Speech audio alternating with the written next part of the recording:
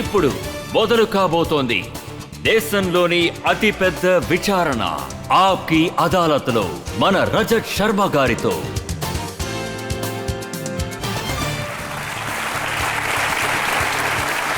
నమస్కారం. Thank you. ఆప్కి అదాలత్లో ఇవాల్టి మన అతిథి ఒక multi talented versatile film star.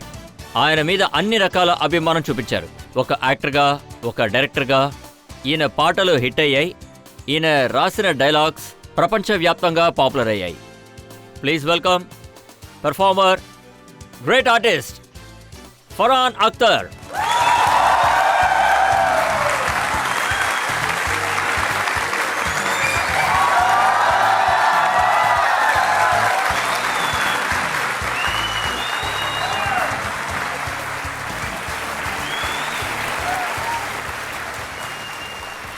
ఆప్కి అదాలత్లో ఇవాల్టి మన అతిథి చాలా స్పెషల్. భారతీయ సైన్యంలో ఎలాంటి ఆఫీసర్ అంటే ఆయన్ని one of the most decorated officers అని అంటారు. ఆయన ఒక డిఫెన్స్ ఎక్స్పర్ట్. ఆయన మన భారతదేశపు సైన్యంలో పెద్ద పెద్ద పోరాటాల్లో ధైర్యంగా పోరాడారు. Please welcome retired major general Sanjay సూయి.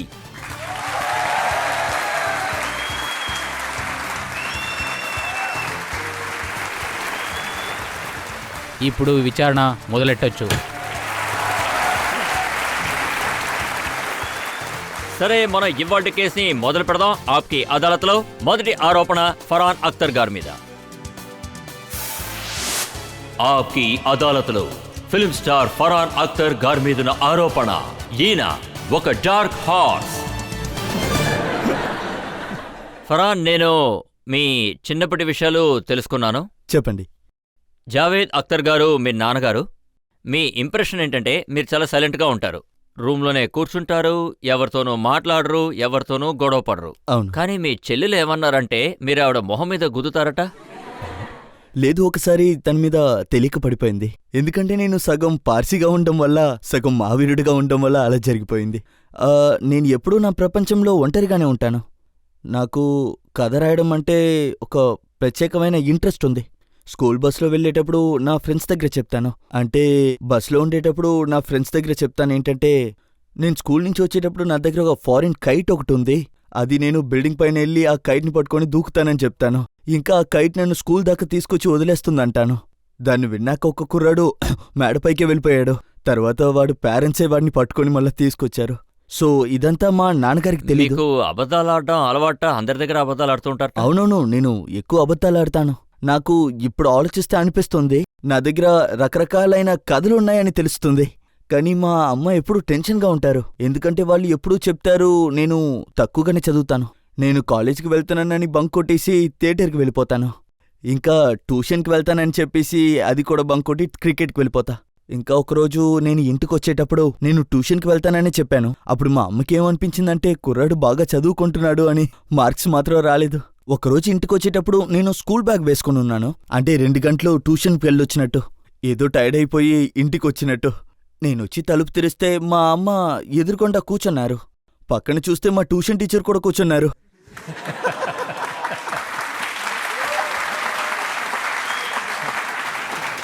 అప్పుడు నాకలాగా అనిపించలేదు. నాకు జరిగినట్టు మీకు ఇలా జరిగుంటుంది కదా, అది నాకు తెలీదు. కానీ ఖచ్చితంగా చెప్తున్నాను సార్, ప్రపంచమే ఆగిపోయినట్టు అనిపించింది. నా కాలు అలాగా వణికిపోయింది, చెవులంతా బాగా వేడెక్కిపోయింది, బ్లడ్ ప్రెషర్ అంతా ఎక్కువైపోయింది. ఇంకా నాకు ఎలా దెబ్బలు తగిలాయంటే అప్పుడు కొన్ని రోజులకి మాత్రం నేను నిజాయితీగా ఉన్నాను. అలాగే జావేద్ గారికి మీలో ఇంత టాలెంట్ ఉందన్న విషయం అస్సలు తెలియలేదట. మీరు మిమిక్రీ చేస్తారు, డాన్స్ చేస్తారు, ఇవన్నీ ఆయనకు అస్సలు తెలీదు. నిజం చెప్పాలంటే అతని ముందు నేను అప్పుడు సిగ్గుపడతాను, ఇప్పుడు కూడా నేను సిగ్గుపడుతూనే ఉన్నాను. నాన్నగారికి ముందు మాత్రమే నేను ఇండియన్ లాంగ్వేజ్లో మాట్లాడలేను. ఇప్పటికీ కూడా నేను ఏదైనా తప్పుగా మాట్లాడతాననిపిస్తుంది. అంటే అతనికున్న నాలెడ్జ్, అతని లాంగ్వేజ్, సో ఆటోమేటిక్గా నా లాంగ్వేజ్ ఇంగ్లీష్కి మారిపోతుంది. అవును, హానెస్ట్లీ. ఇంకా అతను చెప్తారు, నువ్వెందుకు నాతో హిందీలో మాట్లాడట్లేదని, నీ హిందీ చాలానే బావుంటుంది అని. సో నేను అతని ముందు ఎప్పుడూ డాన్సింగ్ నుంచి మిమిక్రీ దాకా ఇంకా ఇక్కడ ఓపెన్గా మాట్లాడడం వరకు అతని దగ్గర నేను కొంచెం సిగ్గుపడతాను. సో అబద్ధాలు ఆడతారు, క్లాసు కూడా వెళ్ళేవారు కాదు, చదవను కూడా చదవరు. ఎందుకు పనికిరాని దిక్కుమాల పనులు అవునవును, చేస్తూ ఉంటారు, మీరు అవునా? చెప్పింది నిజమే.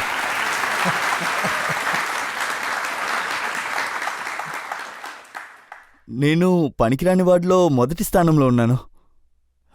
కానీ నాకు మ్యూజిక్లో ఇంట్రెస్ట్ ఎక్కువ. ఆ సమయంలో చూస్తే ప్రజల్ని ఎంటర్టైన్ చేయడం ఎక్కువ. చూస్తారంటే మా స్కూల్లో దేనికైనా ఈవెంట్ అంటే నన్నే పిలుస్తారు.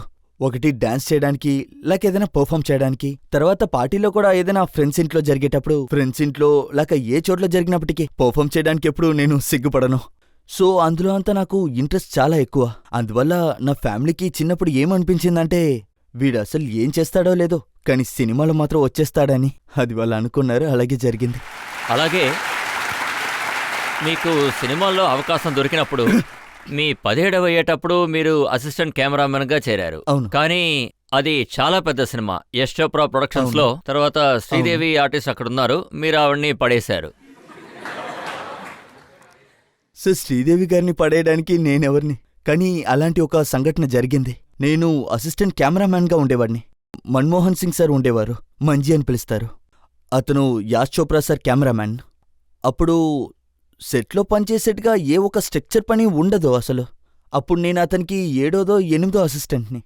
సో ఎప్పుడూ యశ్ చోప్రా ఫిల్మ్లో ఒక డాన్స్ మూమెంట్ ఉంటుంది, moment of passion, moment of range. అలా ఉండేటప్పుడు శ్రీదేవి మ్యామ్కి ఒక బ్యాడ్ న్యూస్ దొరికింది. వాళ్ళు డాన్స్ విషయంలో ఒక ఫ్రస్ట్రేషన్ని చూపించారు. సో దాని ఎండ్లో లాస్ట్ సీన్లో ఫైనల్ షాట్స్ వచ్చేసింది. ఒక క్రెయిన్ షాట్, తర్వాత ఇలాంటి ఒక వుడెన్ ఫ్లోర్లో వాళ్ళ ఇంట్లోనే ఒక సెట్ వేశారు, ఒక క్రెయిన్ షాటు. ఆ తర్వాత మంజీలా కూర్చున్నారు, కెమెరామ్యాన్ సార్, శ్రీదేవి, ఆ తర్వాత సరోజీ కూడా వాళ్ళ కొరియోగ్రఫీ ప్రాక్టీస్ చేస్తూ ఉన్నారు. తర్వాత అందరూ రెడీ అయిపోయారు. మంజీ కెమెరా లెన్స్లో చూసి, ఇలా చూడండి అక్కడ ఎవరైనా సరి చేయండి అని చెప్పారు. అక్కడేదో మురికి ఉంది, దాన్ని వెంటనే క్లియర్ చేయండి అన్నారు. సో నేనక్కడ నించోవడం వల్ల నేను వెళ్ళి క్లీన్ చేస్తానని చెప్పాను. ఓ బకెటు గుడ్డ తీసుకొని అక్కడ కూర్చొని క్లీన్ చేయడం మొదలు పెట్టేశాను. ఫ్లోర్ని క్లీన్ చేస్తూ ఉన్నాను, సెట్ మొత్తాన్ని. అప్పుడు నేను పైకి చూసి అడుగుతున్నాను, మంచి ఇక్కడేనా? అలా నేను తుడుస్తూనే వెళ్తూ ఉన్నాను. ఆ సమయంలో మీరు చూసారంటే శ్రీదేవి మ్యామ్ నడుచుకుంటూ వస్తున్నారు. నేనలా పాలిష్ చేసుకుంటూ వెళ్తూ ఉన్నాను, వాళ్ళొచ్చారు, జారి పడిపోయారు. నేను చెప్తున్నదంతా నిజం. లైఫ్లో ఇలాగంతా రేర్గా జరుగుతుంది. ప్రజలు అంటూ ఉంటారు, ఒక యాక్సిడెంట్ అయిందంటే మన మైండ్లో స్లో మోషన్లో వెళ్తున్నట్టు అనిపిస్తూ ఉంటుంది, మనకి అంతా గుర్తుంటుంది. అదేలాగే శ్రీదేవి మేడం జారి పడింది నాకు ఇంకా గుర్తుకుంది. నేనలా కింద కూర్చున్నాను, శ్రీదేవి మేడం అలా ఎయిర్లో ఉన్నారు. లేదు, నేను చెప్పింది నిజమే. అలా వాళ్ళ కాల్ రెండు అలా ఎయిర్లో గాల్లో ఉంది. అలా వేగంగా వచ్చి నా కాల్ కింద బొత్తుమని పడ్డారు. నేనలా స్టన్ అయిపోయి కూర్చున్నాను, వాళ్ళలా పడిపోయి ఉన్నారు. ఇంకా సెట్టు మొత్తం సైలెంట్ అయిపోయింది. మీరెప్పుడైనా సెట్కి వెళ్ళుంటే తెలుస్తుంది, అక్కడ ఏ రోజు సైలెంట్గా ఉండరు, చాలా శబ్దాలతో నిండుంటాయి. కానీ ఆ రోజు ఎంత సైలెంట్గా ఉందంటే మీ శ్వాస ఊపిరి పీల్చేది అంతా వినుంటారు. మంచి విషయం ఏంటంటే నా కెరీర్ ఆ రోజు అయిపోయిందనుకున్నాను. నేను ఇంకా ఏ ఫిల్మ్లోనూ నాకు పని దొరకదనుకున్నాను. కానీ శ్రీదేవి మేడం, నేను వాళ్ళకి చాలా రుణపడి ఉన్నాను. వాళ్ళు కొంచెం కొంచెంగా నవ్వడం ప్రారంభించారు. వాళ్ళు నవ్వు ప్రారంభించాక నేను బ్రతికిపోయాననిపించింది. నర్వస్గా ఉన్న వాళ్ళందరూ ఎలా నవ్వారంటే ఇలాగే. ఆ తర్వాత సమస్య ఏం లేదు, మీరు లెగండి అంటే వాళ్ళు లేచిపోయారు. ఓకే, సమస్య ఏం లేదు అన్నారు. ఇంకా నా కెరీర్ స్టార్ట్ అవ్వడానికి వాళ్ళే ముఖ్యమైన కారణం. సెలబ్రిటీగా మీ ముందు కూర్చున్నాను. ఇలా చూడండి, మీ కెరీర్లో మీరు అదరగొట్టేశారు. మీ 25 సంవత్సరాల్లో మీరు మంచి సినిమా డైరెక్టర్ అయ్యారు. అది కూడా ఎలాంటి సినిమా అంటే మీరు సూపర్ స్టార్ అమీర్ ఖాన్నే మీ సినిమాలో కాస్టింగ్ చేశారు. అవునండి, ఇది అమీర్ ఖాన్ని కాస్ట్ చేయడం అనేది సామాన్యమైన విషయమేం కాదు. అది ఏంటంటే నేను ఆ మూవీని రాసేటప్పుడు నాకేమనిపించిందంటే, అది నా మనసులో వెంటాడుతూ ఉన్న పేరు అది ఏంటంటే అది రితిక్. ఇప్పుడే పోయిన సంవత్సరం డెబ్యూ చేశారు. అభిషేక్ బచ్చన్ అతను కూడా 2000లో డెబ్యూ చేశారు. ఇంకా అక్షయ్ ఖన్నా, అతనితో పాటు కూడా నేను పనిచేశాను. తన మొదటి ఫిలిం హిమాలయ పుత్ర. సో నేను ఏమనుకున్నానంటే 3 యంగ్ ఆర్టిస్ట్, వాళ్ళతో నేను పనిచేయాలి. ఎలా అంటే దిల్ చాతా హే లాగా. ఏదో కారణం వల్ల నో చెప్పారు ఆఖరికి, అక్షయ్ గారు తప్ప. తర్వాత నేను అస్సలు ఎదురుచూడనే లేదు అమీరు ఈ సినిమాకి ఓకే చెప్తారని. సో నేను అందర్నీ వెళ్ళి కలిశాను, ఫిలిం ఇండస్ట్రీలో అందర్నీ.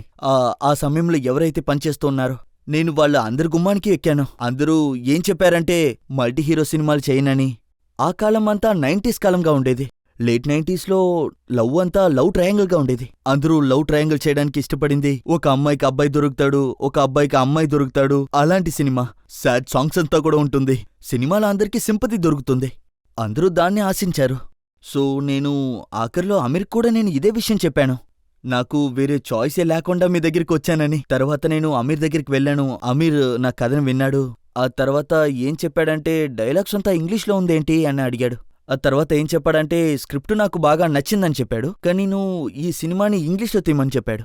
లేదు సార్, ఇది ఇంగ్లీష్లో తీయలేమి, ఇది ఒక హిందీ ఫిల్మ్ అని చెప్పాను. డైలాగ్స్ అంతా ఇంగ్లీష్లో ఉంది, ఇది ఎలా హిందీ ఫిల్మ్ అవుతుందని చెప్పాడు. ఆ తర్వాత నేను ఇదంతా హిందీలో రాసుకుని వస్తానని చెప్పి తిరిగి వచ్చేశాను. హిందీలో రాసిన డైలాగ్స్ అంతా అతను విన్నారు. తర్వాత ఏం చెప్పాడంటే నువ్వు ఒక పని చెయ్యి, ఈ కథని నాకు 3 నెలల తర్వాత వినిపించు అన్నారు. నేను ఓకే చెప్పాను. ఆ తర్వాత 3 నెలలు వెయిట్ చేశాను కూడా. అతన్ని నేను కలవాలనుకున్నాను. కానీ అతను అక్కడ బిసి, ఇక్కడ బిసి, అక్కడ బిసి అంటూ చూసారంటే 8 నెలల్లో ఇలాగే గడిచిపోయింది. తర్వాత అతని ఇంటికే వెళ్ళిపోయాను. అతని ఇంట్లో చూస్తే ఒక సెక్యూరిటీ కెమెరా ఉంటుంది. అక్కడ బెల్ కొడితే మన మొహం వాళ్ళకి కనిపిస్తుంది. అప్పుడు నేను బయట స్క్రిప్ట్తో పాటు కూర్చున్నాను. ఆ తర్వాత బెల్ నొక్కి నేను స్క్రిప్ట్ చదవడం మొదలుపెట్టాను. అలాగే నేను అతన్ని కలిశాను. ఆ స్క్రిప్ట్ కూడా ఓకే చెప్పారు. అప్పుడు నాకు ప్రత్యేకమైన ధైర్యం ఉండేది, దేన్ని కోల్పోయేది లేదని. కానీ ప్రజలకి ఏమనిపిస్తుందంటే జావేద్ అఖ్తర్ గారి కొడుకు ఆయన అమీర్ ఖాన్ గారికి ఒక ఫోన్ చేస్తుంటే ఆయన ఎప్పుడో మీకు ఓకే చెప్పేవారు కదా. లేదు, అలా జరగలేదు. మంచిదయింది, అలాగా ఏం జరగలేదు. మా నాన్న నాతో చెప్పేవారు. నేను అప్పుడు ఆలోచిస్తూ ఉన్నాను, అతను నిన్ను కలుస్తానని చెప్పారు, కలిశారా లేదా అని, లేదా నేను ఒక ఫోన్ చేయనా అని. దీని గురించి ఆలోచిస్తూ ఉన్నారు. ఆ తర్వాత చేయకూడదని నిర్ణయం తీసుకున్నారు. ఇంకా అమీర్ దగ్గర ఈ కథ చెప్పినప్పుడు నేను చేయకూడదని నిర్ణయం తీసుకున్నట్టు చెప్పాను. మంచిదయింది, మంచి కాలం మీరు నాకు ఫోన్ చేయలేదని చెప్పారు. ఎందుకంటే ఒకవేళ మీరు నాకు ఫోన్ చేసుంటే మిమ్మల్ని నేను కలిసి ఉండనని. అతను ఏం చెప్పారంటే నేను నిజంగానే అతన్ని కలవడానికి ఆశపడుతున్నానా, లేదా ఓపికతో నా కోసం వెయిట్ చేస్తారా అని. నేను టెస్ట్ చేస్తూనే ఉన్నాను, అతను నాతో పాటు పనిచేస్తారా లేదా అనేసే. సో అది 8 నెలలయింది. నన్ను వెయిట్ చేయించారు. ఆ తర్వాత చేశాం.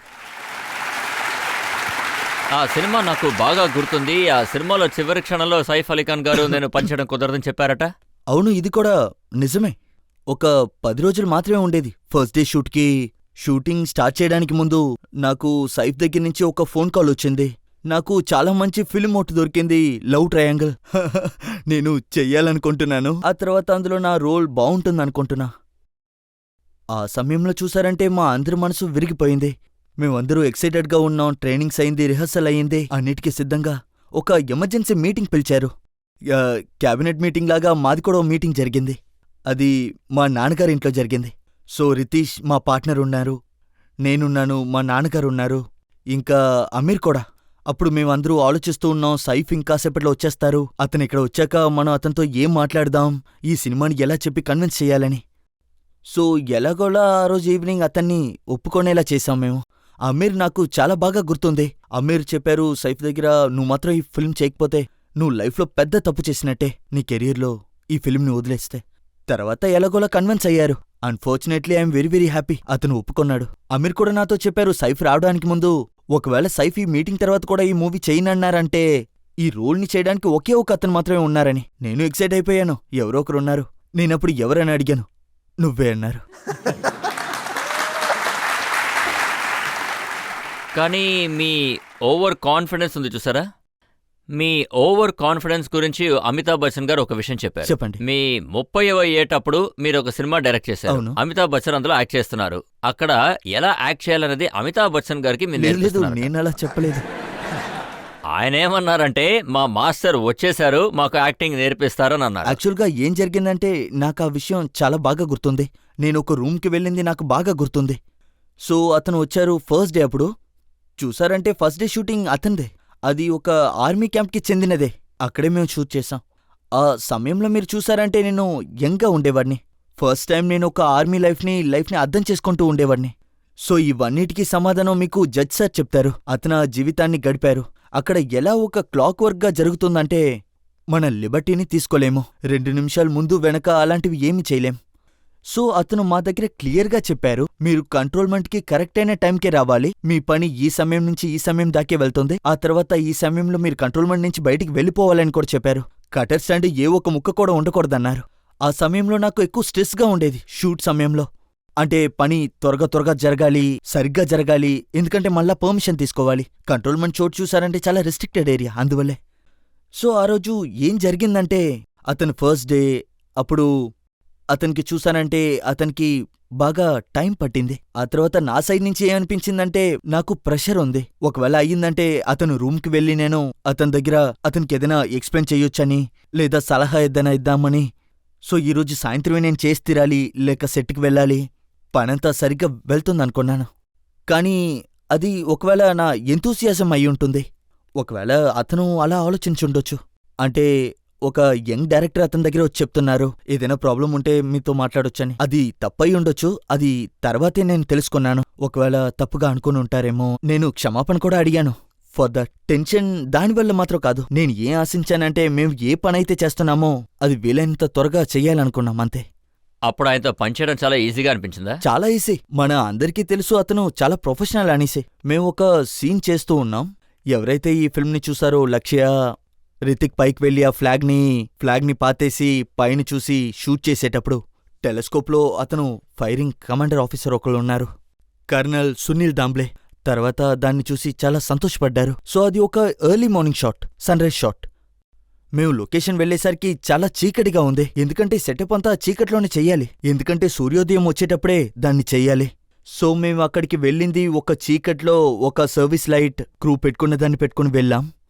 అప్పుడు మేము అక్కడ చూసాం, ఒక కొండలో ఒక వ్యక్తి కొండపైన అలా చైర్లు పెట్టారు, దానిపైన ఒక వ్యక్తి లెక్చి కూర్చున్నారు. ఎవరత్తనని చూశాను. ఇంత త్వరగా ఎవరు వచ్చుంటారు, ఎందుకంటే క్రూ అప్పుడే వచ్చింది, నేను కూడా అప్పుడే వచ్చాను. ఎవరూ రావడానికి వీల్లేదని అక్కడికి వెళ్ళి చూస్తే బచ్చన్ సార్ కూర్చున్నారు. సీరియస్లీ, నిజంగా అతను కాస్ట్యూమ్లో అతను అక్కడ కూర్చున్నారు. అలాగే అతను మైండ్లో ఆ మూడ్ని తీసుకురావడం కోసం, అంటే రాత్రి మొత్తం కూర్చొని ఏమవుతుందా అని ఎదురుచూసే మూడ్, దానికోసం అతను తీసుకున్న ప్రిపరేషన్స్ చూస్తుంటే అతని దగ్గర నుంచి మేము చాలా నేర్చుకున్నాం. అంటే నాకు యాజ్ అ డైరెక్టర్ ఆల్సో, తర్వాత ఫ్యూచర్లో as a actor also commitment అంటే ఏంటో అతని దగ్గర నేర్చుకున్నాను. సులభంగా ఎవరు పెద్ద ఆర్టిస్ట్ అవ్వలేరు. అవును, నిజమే. అంటే అతను కెరియర్ స్టార్ట్ అయింది ఏదో 60s. అతనిప్పుడు 2025లో ఇన్ని సంవత్సరాలు అయినప్పటికీ ఏదైనా యంగ్ డైరెక్టర్స్ ఉన్నప్పుడు ఆ యంగ్ డైరెక్టర్ దగ్గర వెళ్ళి అడిగి ఎవరితో మీరు పనిచేయాలని ఆశిస్తున్నారు అని అడిగితే అందరి నోట్లోనూ ఒకే మాట, Bachchan sir. Yeah, that's a credit. ఆ తర్వాత మీరు షెహన్షా తర్వాత కింగ్ ఖాన్ని మీరు సినిమాలో తీసుకున్నారు, డాన్. అవును, అంటే షెహన్షా లెవెల్ నుంచి నెక్స్ట్ లెవెల్, ఇప్పుడు ప్రిన్స్ రాబోతున్నారు. నిజమే, నాకు షారుఖ్తో పాటు మంచి పరిచయం అయింది. చెప్పాలంటే దిల్చాతాయే ఫిల్మ్ తర్వాత మాకు మంచి పరిచయమే అయింది. తర్వాత అతని సెన్స్ ఆఫ్ హ్యూమర్, అతన్ని మీరు చాలాసార్లు కలిసుంటారు, తర్వాత టీవీలో కూడా చూసుంటారు. అతను చాలా చార్మింగ్ అయిన మనిషి. చూసారంటే చాలా సంతోషమైన వ్యక్తి. అతనితో టైం స్పెండ్ చేయడం చాలా బాగుందనిపించింది. మాట్లాడుతూ ఉండేటప్పుడు అంటారు, ఇప్పుడు ఈ ఫిల్మ్స్ అంతా ఎందుకు రావడం లేదు, సలీం జావేద్ రాసినట్టు. సో ఇలాంటి కాన్వర్సేషన్ అవుతుంది. ఇంకా నా మైండ్లో ఎప్పుడు ఒకే ఆలోచన తిరుగుతూ ఉంటుంది, సినిమాల వల్లే నేను ఎదిగాను. ఇంకా నేనేం ఆశించానంటే, నేను సినిమాల్ని ఎక్కువ ప్రేమించాను, నేనెందుకు ఆ సినిమా నుంచి ఒకటి రీమేక్ చేయకూడదని. తర్వాత నాకు ఇలాంటి ఒక ఆలోచన వచ్చింది, ఆ సినిమాని మళ్ళీ మనం రీమేక్ చేయగలమని. ఆ సమయంలో చాలా మోడర్న్ గా ఉండేది. 78లో రిలీజ్ అయింది, చాలా మోడర్న్ టెంపో, ఇందులో చాలా మోడర్న్ మైండ్ సెట్ ఉండేది. సో నేను షారుఖ్ దగ్గర మాట్లాడాను, డాన్ రీమేక్ చేద్దామని. ఆ తర్వాత అతను ఏమో ఆలోచించకుండా చెప్పారు, I'm do it, yes I do it. So ఇలాగే డాన్ తయారైంది. తలుచుకుంటే ఇప్పుడు సంతోషంగానే ఉంది. ఆ సమయంలో షారుఖ్ ఖాన్, ప్రియాంక చోప్రా ఇద్దరు పెద్ద స్టార్స్తో ఒక కొత్త డైరెక్టర్ సినిమా తీయడం అనేది కష్టమే కదా? సార్, నేను బచ్చన్ సార్తో పాటు పనిచేశాను కాబట్టి అతనితో పాటు పనిచేస్తే ఇంకా ఎవరితోనైనా మనం పనిచేయొచ్చు. అతనే ఎప్పుడు గొప్ప. ఇంకా అతనితో పాటు పనిచేసింది ఇంకా ప్రియాంకతో పాటు ఇంకా ఓంపూరి. నేను ఓంపూరి సార్తో పాటు 3 సినిమాలు చేశాను, డాన్ 1, డాన్ 2, ఇంకా లక్ష్యలో కూడా ఉన్నారు. అతనితో పాటు పనిచేసేది చాలా డిఫరెంట్గా ఒక ఆనందం, ఒక సంతోషం దక్కింది. ఎందుకంటే అతను ఒక బెస్ట్ అయిన ఒక ఆర్టిస్ట్. ఇంకా ఎంతదాకా అతనికి పవర్ ఉందంటే, అతను ప్రతి పర్ఫార్మెన్స్లోనూ కూడా అతను రెస్పెక్ట్ని డిమాండ్ చేస్తారు, actor and as a human being. అతన్ని సెట్లో కలిసినప్పుడు నాకేమనిపిస్తుందంటే, అది ఎలా అంటే దగ్గరైన ఒక బంధం లాంటిది. అంటే అతనితో మనం ఈజీగా కలిసిపోవచ్చు. అతను ఎప్పుడూ అతన్ని గొప్ప వ్యక్తిగా చూపించుకోలేదు. Gold medal winner, NSD winner, national award winner అని. అలాంటిది ఏది చూపించుకోరు. సో మనం ఇలాంటి వ్యక్తిని మనం కలిసేటప్పుడు మనకేమనిపిస్తుందంటే, ఓ గాడ్ విల్లింగ్, ఇందులో ఎవరు దేన్ని బిలీవ్ చేస్తున్నారో అందులో విజయం సాధిస్తారు, అందులో సక్సెస్ దొరుకుతుంది. కాని వీళ్ళ దగ్గర ఇది నేర్చుకోవచ్చు, ఎంత ఆస్తి ఉన్నప్పటికీ హంబుల్గా ఉంటారు. లైఫ్లో చాలా అవసరమైనది, అది వీళ్ళ దగ్గరే నేర్చుకున్నాను. ప్రజల నుంచి ఎవరైనా అడగాలనుకుంటే అడగచ్చు. ఫరాన్ గారు, మీ మూవీలో పోయిట్రీ చాలా బాగుంటుంది. Thank you. So me favourite poem ఏదని తెలిస్తే మాకు చాలా బాగుంటుంది. నా ఫేవరెట్ పోయం చూసారంటే సినిమా నుంచే, అది జిందగీ నా మిలే దుబారా నుంచి.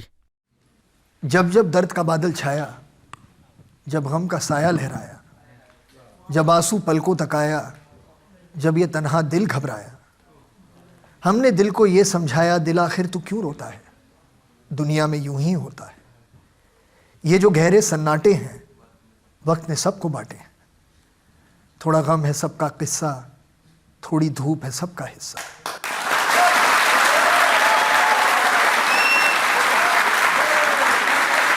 आग तेरी बेकार ही नम है, हर पल एक नया मौसम है, क्यों तू ऐसे पल खोता है, दिल आखिर तू क्यों रोता है. మీరు చాలా మంచి విషయం చెప్పారు. ఇప్పుడు మనం ఒక బ్రేక్ తీసుకుందాం. ఖచ్చితంగా. ఇప్పుడు ఒక బ్రేక్ తీసుకుందాం. బ్రేక్ తర్వాత ఆప్కి అదాలత్లో చెప్పండి. ఫరాన్ అఖ్తర్ గారి మీద ఆరోపణలు, ప్రశ్నలు కొనసాగుతాయి. అతను నాకు ఫోన్ చేసి ఏం చెప్పారంటే, డాక్టర్ అది ఏంటంటే, he doesn't have much time. తర్వాత అతని ఫోను, సారీ.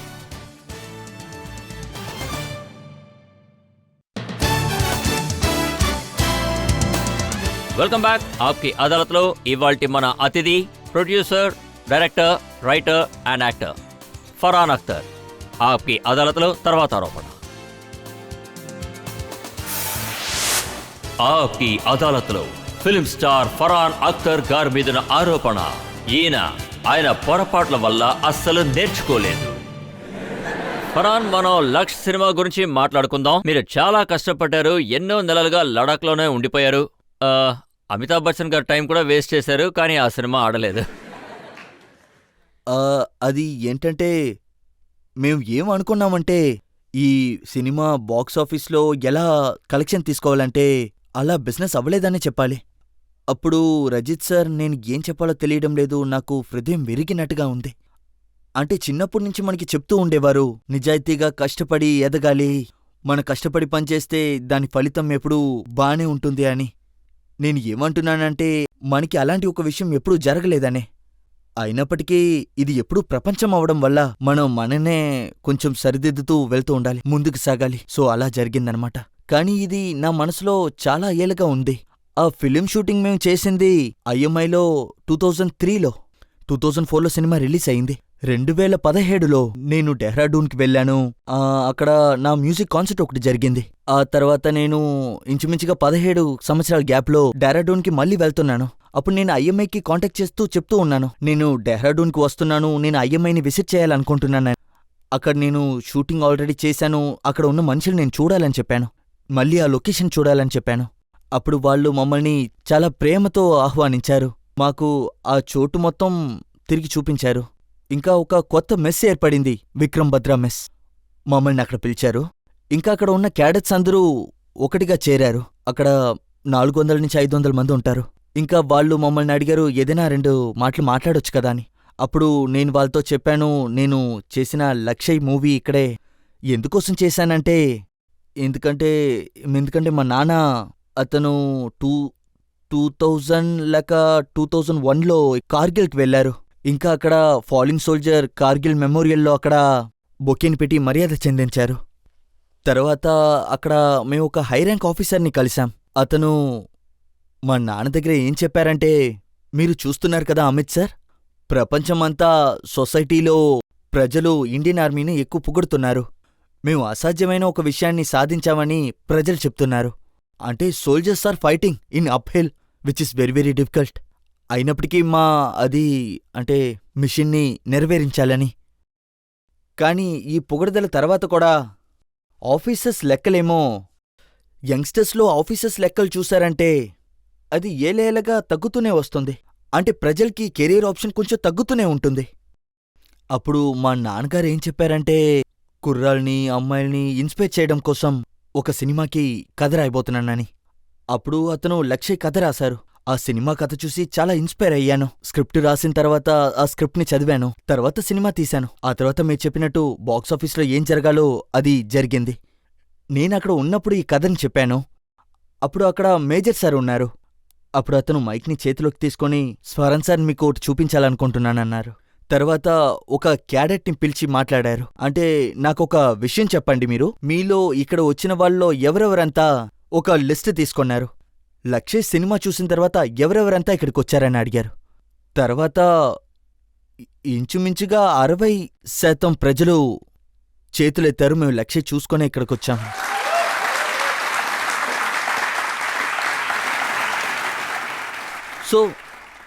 సో ఆ క్షణంలో, ఆ నిమిషంలో నాకేమనిపించిందంటే, ఏ విషయంలో అయితే నేను ఫెయిల్ అవుతాననుకున్నానో యాక్చువల్గా అది ఫెయిల్ అవ్వలేదు.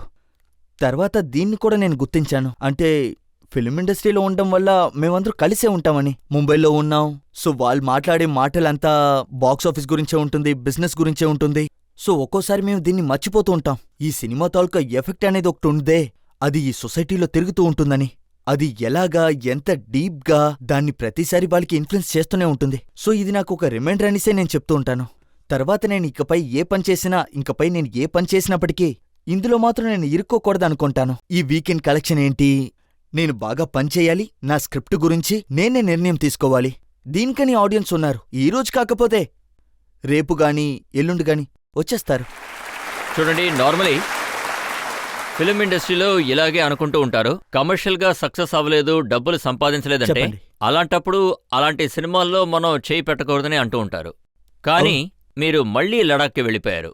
మీరు మళ్ళీ వార్ను బేస్ చేసుకుని ఒక సినిమా తీశారు. అవును. మళ్ళీ మీరు అదే పని చేశారు. యాక్చువల్లీ నాకు లడాక్ అంటే ఇష్టం. నిజం చెప్పాలంటే నేను లక్ష్య కోసమే లడాక్ వెళ్ళాను. ఆ తర్వాత నేను లడాక్ వెళ్ళింది బాగ్ మిల్కా బాగ్ కోసమే. తర్వాత ఇప్పుడు 120 బహదూర్.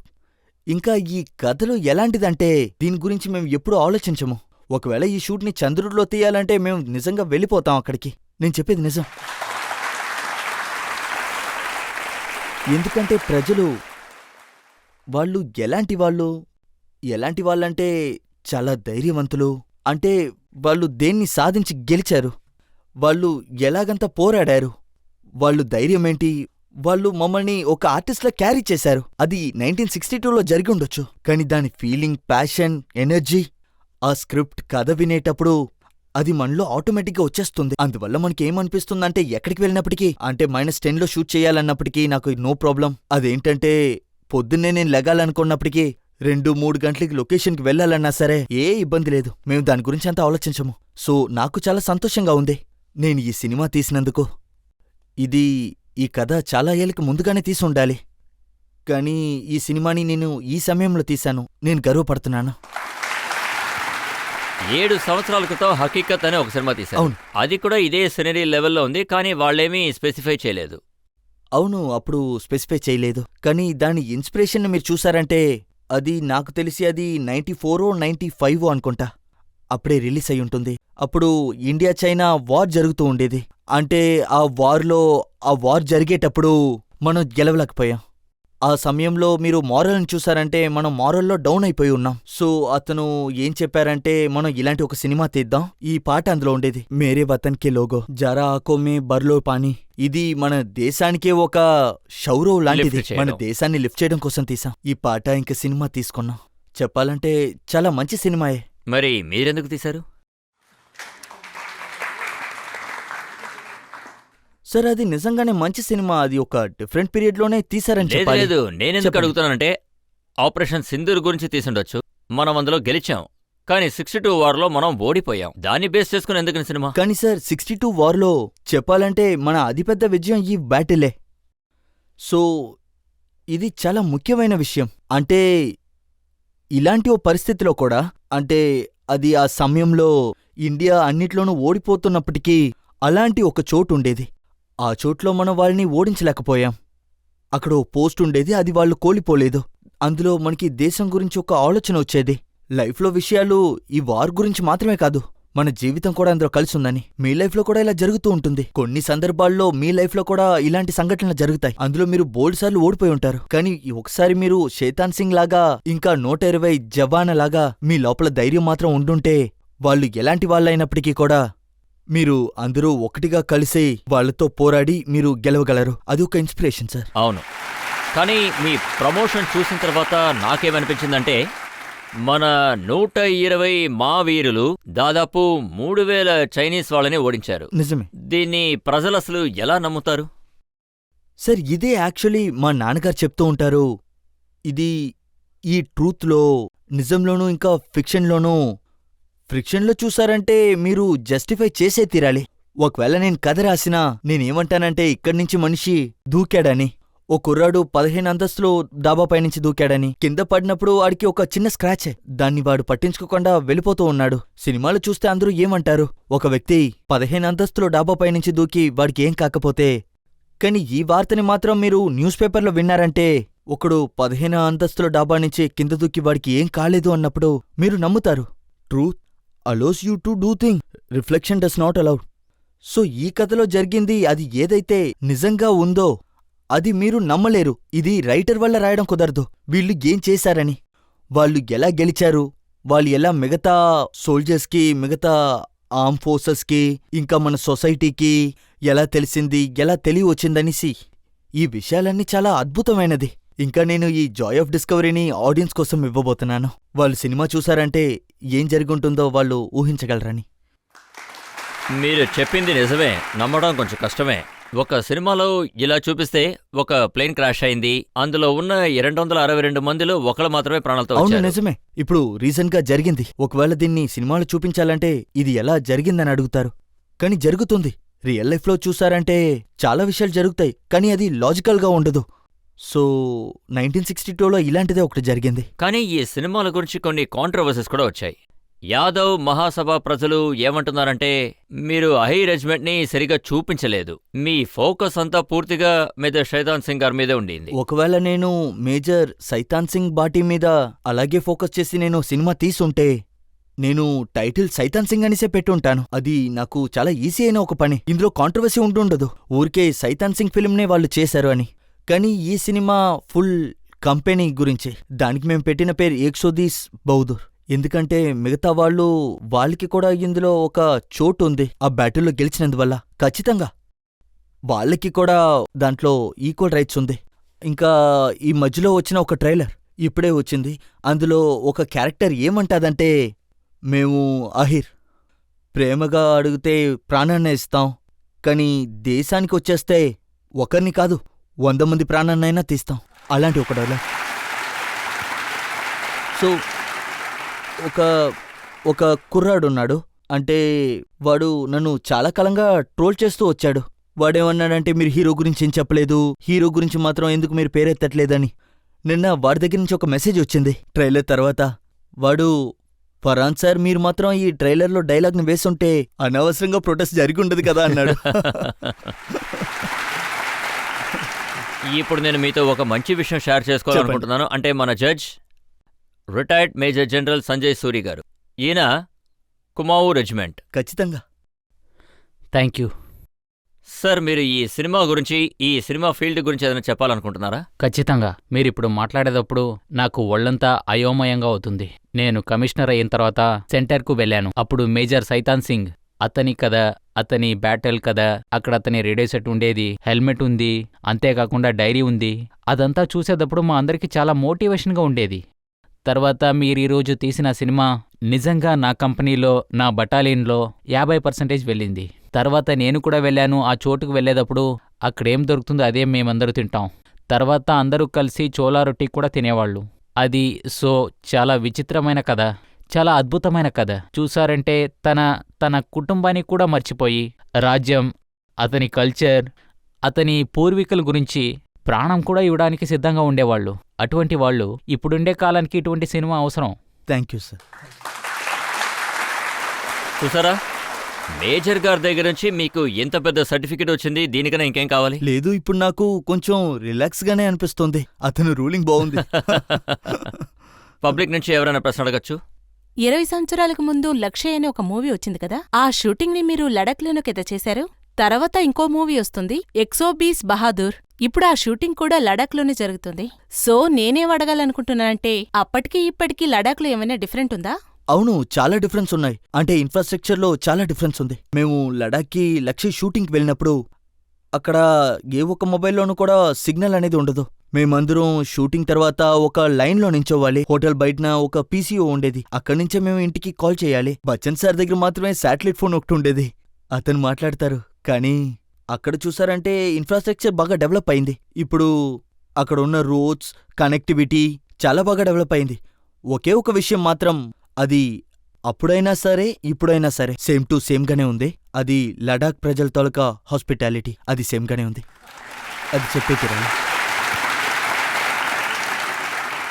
బాగ్ మిల్కా బాగ్ సినిమా గురించి మీరు చెప్పారు. అందులో మేజర్ షూటింగ్ లడాఖ్లోనే జరిగింది. తర్వాత ఆ సినిమాలో 17 వయసు కల ఒకళ్ళు ఒక రిక్రూట్ రోల్ చేయాలి. ఆ రోల్ లోపలికి వెళ్ళడం అనేది చాలా ఛాలెంజింగ్గా ఉండుంటుంది కదా? సార్, ఛాలెంజింగ్ ఇదే, కానీ నేను మిల్కా సింగ్ సార్ని కలిసినప్పుడు అది కూడా ఒక ఇంట్రెస్టింగ్ స్టోరీయే. అది నేను అతన్ని కలవడానికి చండీగఢ్కి వెళ్ళాను. అప్పుడు అతనికి ఒంట్లో బాలేదు. అప్పుడు అతను ఏం చెప్పారంటే, ఈరోజు మీరు రాకండి, అది నాకు ఒంట్లో బాగయ్యాక నేనే ముంబైకి వస్తానన్నారు.